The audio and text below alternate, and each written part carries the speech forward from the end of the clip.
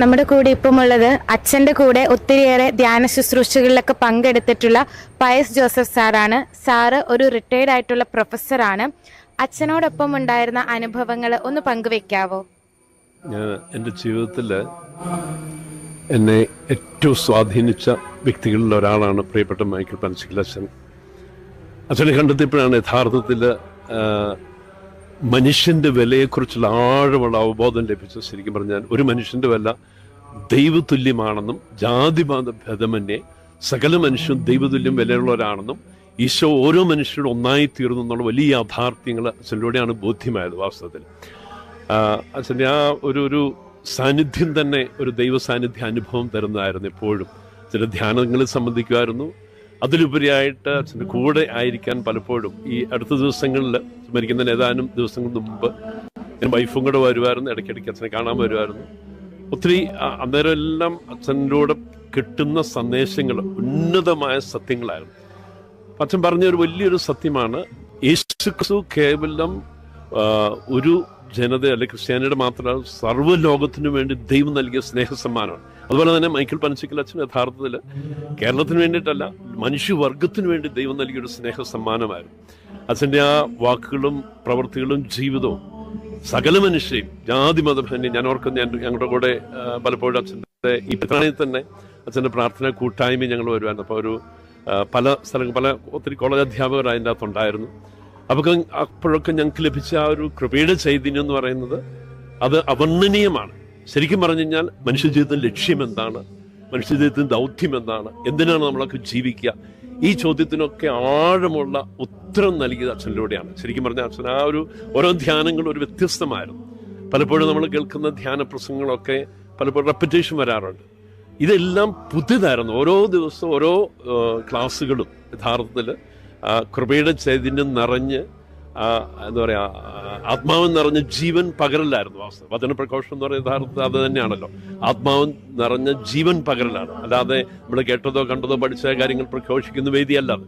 അപ്പൊ അച്ഛനിലൂടെ ലഭിച്ച അതാണ്, അച്ഛൻ്റെ ഉള്ളത്തിൽ നിറഞ്ഞിരിക്കുന്ന കർത്താവിനെ പകർന്നു കൊടുക്കാറുണ്ട്. ജീവൻ, അസ്തിത്വത്തിന്റെ സർവ്വനന്മയുടെ സമ്പൂർണ്ണതയായ ദൈവിക ജീവൻ ഓരോ ആത്മാവിലേക്ക് വർഷിക്കുന്ന, പ്രത്യേകിച്ച് ഞങ്ങൾ അച്ഛൻ്റെ ധ്യാനത്തിലൂടെ ശരിക്കും ആത്മാവിൽ ജീവനുള്ള വിശ്വാസം വഴി ദൈവത്തെ സംഗ്രഹിക്കുവാനും, ബുദ്ധിയിൽ സത്യത്തിൽ ദൈവത്തെ സംഗ്രഹിക്കുവാനും, ഹൃദയത്തിൽ ദൈവസ്നേഹ ദൈവത്തെ സംഗ്രഹിക്കുവാനും, ശരീരത്തിൽ അധ്വാനം വഴി ദൈവത്തെ സംഗ്രഹിക്കുവാനും, ഓർമ്മയിലും ഭാവനയിലും വിശ്വാസഭാവനയും ദൈവത്തെ സംഗ്രഹിക്കാനും ഒക്കെയുള്ള വലിയ കൃപ കിട്ടിയത് അച്ഛൻ്റെ ഈ ധ്യാനത്തിലൂടെയാണ്.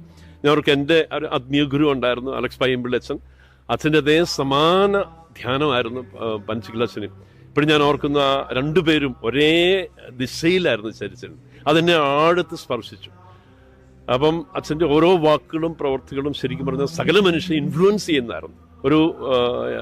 ഓരോ ധ്യാനങ്ങളും പഞ്ചേന്ദ്രിയങ്ങളുടെയും ഓർമ്മയുടെയും ഭാവനയുടെയും ബുദ്ധിയുടെയും മാനുഷ്യ സ്നേഹത്തിനപ്പുറത്ത് ഒരു സിക്സ് സെൻസിലാണ് പനച്ചിക്കൽ അച്ഛൻ്റെ ധ്യാനം നടത്തിയിരുന്നത് മുഴുവനും. അതുകൊണ്ട് തന്നെ എല്ലാവർക്കും അത്ര സ്വീകാര്യമല്ലായിരുന്നു. സ്വീകാര്യം മീൻസ് ഉൾക്കൊള്ളാൻ സാധിക്കത്തില്ലായിരുന്നു. അതുകൊണ്ട് തന്നെ പലപ്പോഴും എന്നാൽ ഉൾക്കൊണ്ടവരെ സംബന്ധിച്ചിടത്തോളം അവരുടെ മരണം വരെയും ഒരു നിമിഷം പോലും കർത്താവിന് വേർപിരിയാൻ പാടില്ലാത്തവണ്ണം കൃപയുടെ ചൈതന്യം നിറഞ്ഞതായിരുന്നു. അത് അന്തരംഗത്ത് ഞങ്ങളൊക്കെ അനുഭവിച്ചു. ഞാൻ അച്ഛനെ ഓർത്ത് ഒത്തിരി നന്ദി പറയാണ്. അതുപോലെ തന്നെ ഞാൻ ഓർക്കുന്നു, രോഗം അറിഞ്ഞ സമയത്ത് ഞാൻ അച്ഛനോട് ചോദിച്ചു, അച്ഛന് നമ്മൾ ട്രീറ്റ്മെന്റ് എങ്ങനെയാച്ചോ? അച്ഛൻ പറഞ്ഞു, സാറേ ഇത് 4th സ്റ്റേജ് ക്യാൻസറാണ് എനിക്ക്, ലങ്സ്, ലിവർ. അച്ഛൻ പറയായിരുന്നു, ഇത് നേരത്തെ അറിഞ്ഞിരുന്നെങ്കിൽ ഒരു പക്ഷേ ഞാൻ കീമോയും റേഡിയേഷനും ഒക്കെ ആയിട്ട് എൻ്റെ ജീവിതം പോയതിന്. ഇത് അറിയാതെ പോയെന്നാണ് ജീവിതത്തിൽ ഏറ്റവും വലിയ അനുഗ്രഹം എന്ന് വെച്ചാൽ പറയാം. അതുകൊണ്ട് തന്നെ എനിക്ക് ധാരാളം പുസ്തകങ്ങൾ എഴുതി, 117 മണിക്കൂർ കൊണ്ട് ഓഡിയോ ബൈബിൾ ചെയ്തു. അതിലുപരി അനേക രാഷ്ട്രങ്ങളിൽ ദൈവവചനം പങ്കുവെച്ചു. അനേക ഉള്ളങ്ങളെ ക്രിസ്തുവിലേക്ക് രൂപാന്തരപ്പെടുത്തി. ഇത് എന്താ പറയാ, നിത്യജീവൻ ലക്ഷ്യമാക്കി മാത്രം ജീവിച്ചൊരു വൈദികന്റെ ജീവിതമായിരുന്നു.